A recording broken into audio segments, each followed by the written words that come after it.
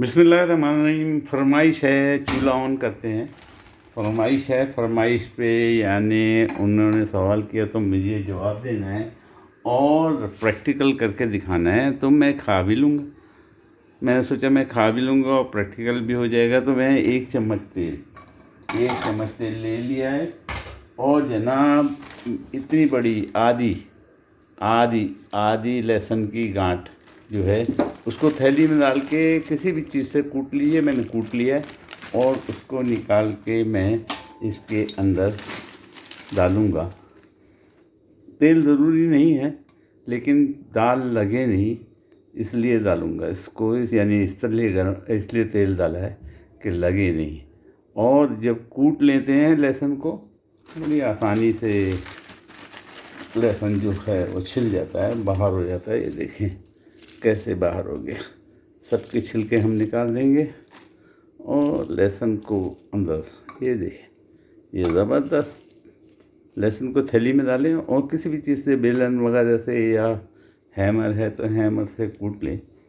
और कूटने के बाद जनाब आली लहसुन अलग और छिलके अलग तकरीबन तमाम हो जाते हैं। एक आध हो रह गया हो तो उसको हाथ से छीला जा सकता है। इस तरह नाखूनों में जलन वगैरह नहीं होती और लहसुन की बू जो है वो हाथों में नहीं बसती। ये लहसुन डाल दीजिए जनाब, लहसुन डाल दिए और इसका चूल्हा मैंने ऑन रखा है, ऑन कर दिया है। और 300 लीटर के करीब पानी, 300 लीटर के करीब। ज़्यादा लहसुन को लाल नहीं करना, बस थोड़ा सा मैंने लहसुन को जला दिया चूल्हा। 300 लीटर के करीब मैंने, प्याली लग रही थी कि साफ नहीं है तो मैंने इसको धो दी।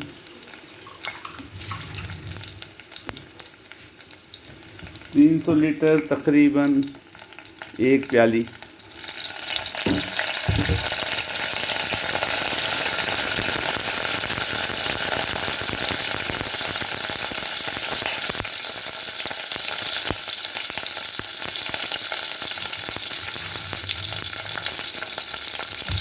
एक प्याली पानी, एक प्याली पानी डाल दिया है। चूल्हा मैंने ऑफ कर दिया, फिर ऑन कर दिया।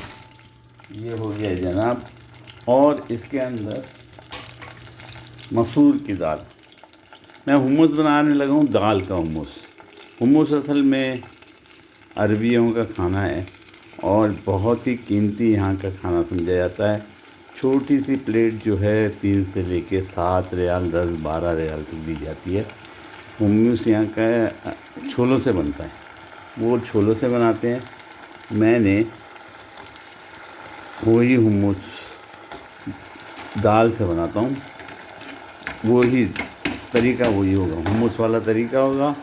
और दाल, इसका मज़ा जो है वो हुम्मस का ही आएगा, यानी वही स्टाइल होगा। तो अरबों में रहने वाले लोग जो हैं उनको हुम्मस बहुत पसंद है। पाकिस्तानी, इंडियन, बांग्लादेशी, सब लोगों को, यहाँ के जितने रहने वाले उनको हुम्मस बहुत पसंद है। तो मैंने दाल का इसलिए ईजाद किया है कि ये ज़्यादा आसानी से हज़म होती है दाल जो है। बस जनाब ये चीज़ें डल गई इसमें। हुम्मस में 4 चीज़ें डलती है, हुम्मस बनाएं या ये दाल बनाएं, हुम्मस जैसी दाल बनाएं, इसमें 4 चीज़ें डलती हैं, हमेशा याद रखें। लहसुन डलता है, जैतून का तेल और जनाब नींबू का रस और जो छोले होते हैं उनके वो मैंने डाला। और इसमें मैंने थोड़ी सी तब्दीली की है। तब्दीली जो मोस्ट इम्पॉर्टेंट है, ये गुड़ है, इसको आप गुड़ समझें। मैं इसमें, क्योंकि मैं इमली को अलग से ग्राइंड करता और अलग से पहले पकाता और फिर इस्तेमाल करता, میں نے املی کے 6 دانے اسی کے اندر ڈال دیے ہیں، املی کے 6 دانے۔ آپ بیج دیکھ سکتے ہیں، 6 بیج ہے میرے ہاتھ میں، تو 6 دانے میں نے اس میں ڈال دیے۔ اور یہ ٹرک ہے میری، یاد رہے املی میری ٹرک ہے، اس لیے میں نے اس میں ڈال دیے، آپ ہی کے سامنے ڈال دیے تاکہ آپ کی شکایت دور ہو جائے۔ اب اس کو میں ڈھک دوں گا۔ تو یاد رکھیے، ہم نے پانی تھوڑا اور ڈالنا پڑا ہے، پانی اور ڈال دیجیے، کوئی مسئلہ نہیں ہے۔ اس کو گلانا مقصود ہے، اور پانی ہونا نہیں چاہیے، کم سے کم پانی ہونا چاہیے، یہ مقصود ہے۔ تو ہم نے یہ کر دیا۔ آپ چاہیں تو اس میں تھوڑا سا نمک، اور نمک آخر میں ایڈ کریں گے تو بہتر ہوگا، تاکہ ہماری دال جو ہے اچھی طرح گل جائے گی۔ نمک جو ہے ہم آخر کے اندر ایڈ کریں گے، ابھی فی الحال نہیں ڈالتے۔ اور اس کو ڈھک دیتے ہیں اور اس کو پکاتے ہیں جب تک ہم دوسری چیزیں اس کے ساتھ کھانے والی تیار کرتے ہیں۔ اب دوسری طرف، ایک طرف میری دال وہ تیار ہو چکی، آپ جتنے ٹائم میں 5 سے 7 منٹ 10 منٹ کے اندر تیار ہو جاتی ہے تو وہ تیار ہو چکی۔ دوسری میں نے 1 کھانے کا چمچ تیل ڈالا ہے تاکہ یہ لگے نہیں، یہ اس میں 1 گاجر ڈال دی، اور اسی کے اندر میں نے 1 کھیرا ڈال دیا، اور جناب عالی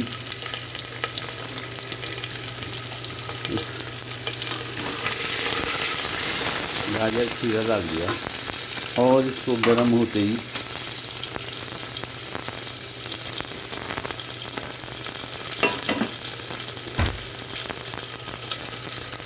اور جناب اس میں بڑی ہری مرچ پھیکی والی، بہت بڑی ہے اس لیے اس کو 2 ٹکڑے کر دوں، اور یہ ہری مرچ کو چیر کے ڈال دی،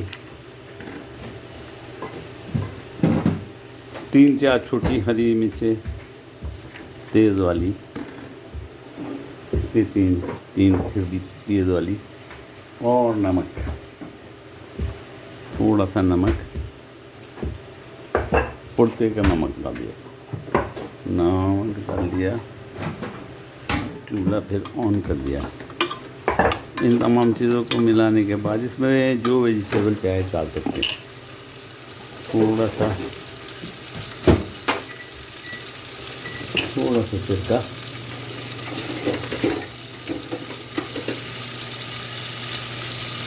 سرکہ، ایک 2 چمچ سرکہ،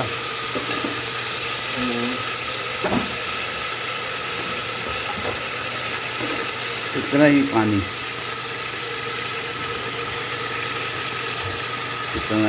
ڈالا، اور اس کو میں کور کر دوں گا، اور سیٹی بجتے ہی یہ تیار ہو جائے گا، سیٹی بجتے ہی اس کو کھولیں۔ ہماری ترشی تیار ہو گئی۔ یاد رہے یہ ترشی جو ہے عربوں کا کھانا ہے، ترکیوں کا کھانا ہے۔ ہم حمص جو بنا رہے ہیں، دال کا حمص، مسور کی دال کا حمص، اس کے ساتھ ترشی کمپلسری ہے، اس لیے ترشی کا بنانا بہت آسان ہے، آپ بھی بنا لیجیے گا۔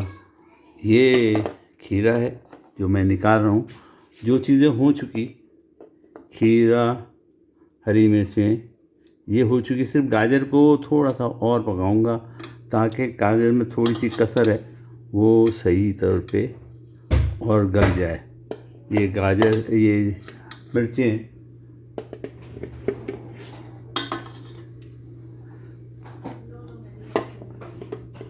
یہ کھیرا، سبزی کوئی بھی استعمال کی جا سکتی ہے، پھول گوبھی بھی استعمال کیا جا سکتا ہے، اور پیاز بھی۔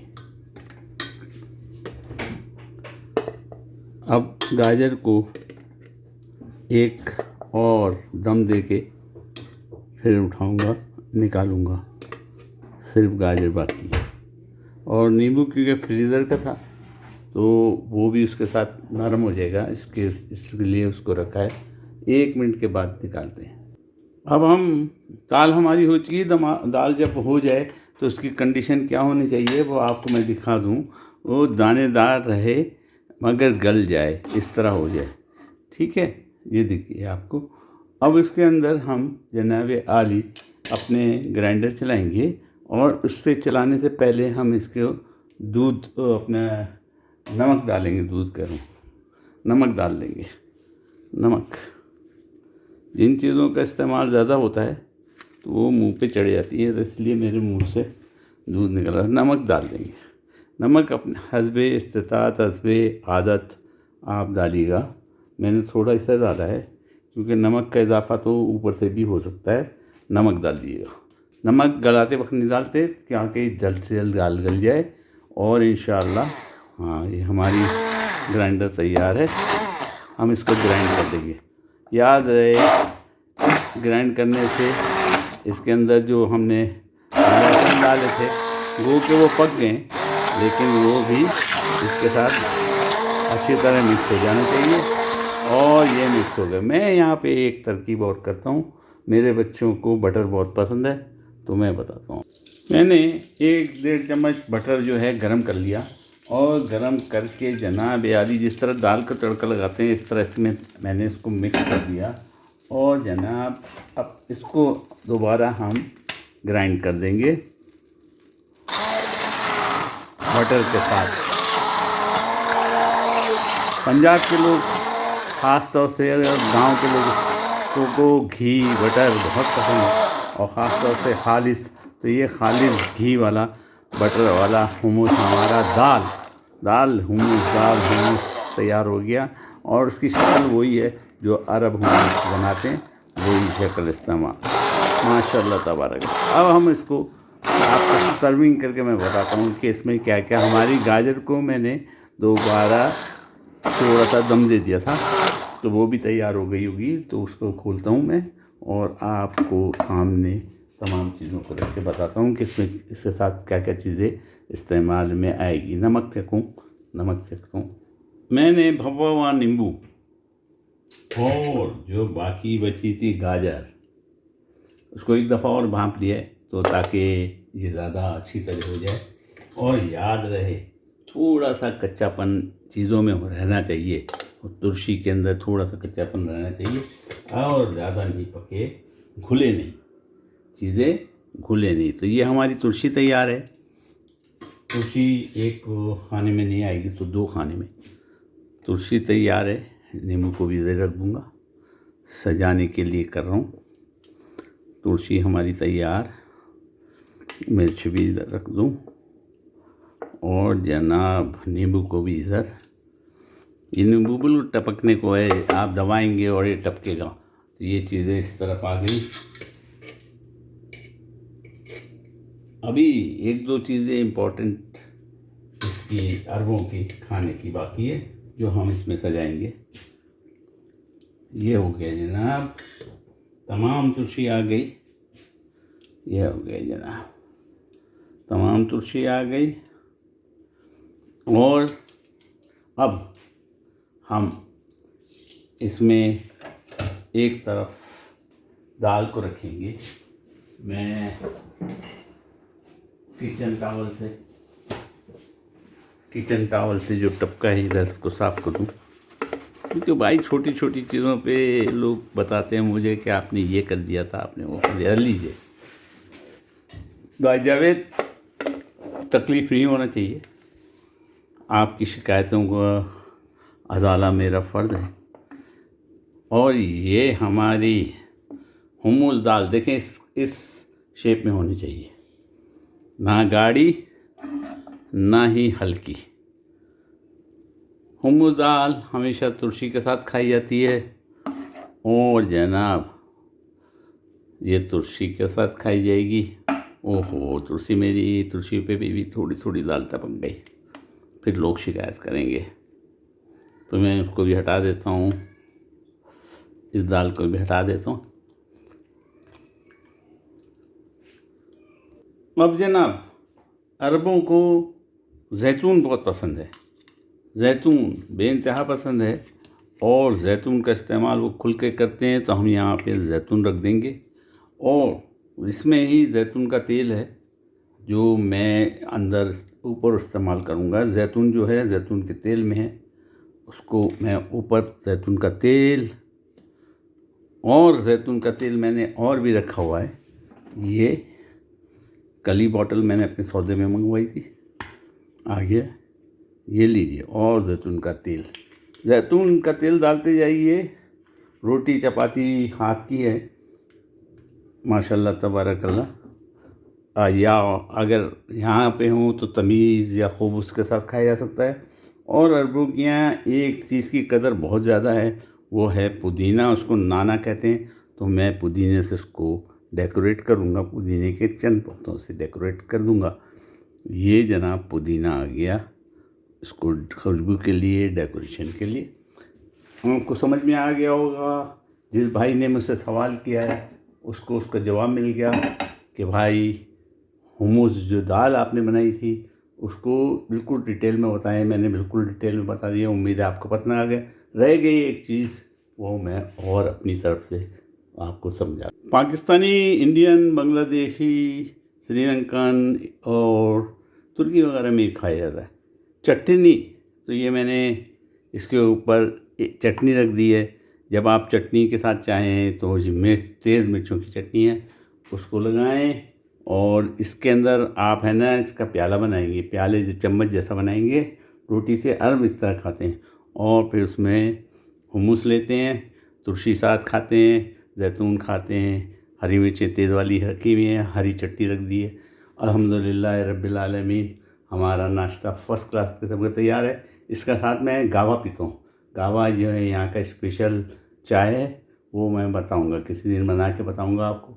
اور گاوے کی کئی قسمیں ہیں تو وہ انشاءاللہ آپ کو دکھاؤں گا. امید ہے آپ کو پسند آ گیا ہوگا. اور جاوید بھائی اور حمید بھائی اور اپنے یہاں پہ سعودی ایک ہیں جناب علی, کیا نام ہے ان کا, نام مجھے یاد نہیں آ رہا ہے, تو سفیانی ہے وہ, سفیانی بھائی. اور ہمارے ایک اور سعودی ہیں, ان کو بھی بتانا تھا. ان کو میں جب وہاں پروجیکٹ میں تھا اور منسٹری میں تھا, اور وہ لوگ میرے ساتھ ناشتہ کیا کرتے تھے, اور اتفاق کی بات کبھی مجھ سے ناشتہ بنوائے کہ منگواتے تھے تو میں اپنا ناشتہ لاتا تھا, تو وہ آج تک یاد کرتے ہیں. امید ہے آپ بھی بنائیں گے. امید ہے آپ دعاؤں میں ضرور یاد رکھیے گا. اور اس کو قریب سے میں آپ کو دکھا دوں, کھانے کا مزہ اور جینے کا مزہ. اس کے ساتھ آپ کو اللہ خوش رکھے اور حفاظت میں رکھے. دعاؤں کے ساتھ آپ میرے لیے دعا کر دیجیے. اور ہو سکے کیا یار, ایک لائک اور ایک سبسکرائب تو بہت ضروری ہے. لائک اور سبسکرائب بھی کر دیں. اللہ حافظ.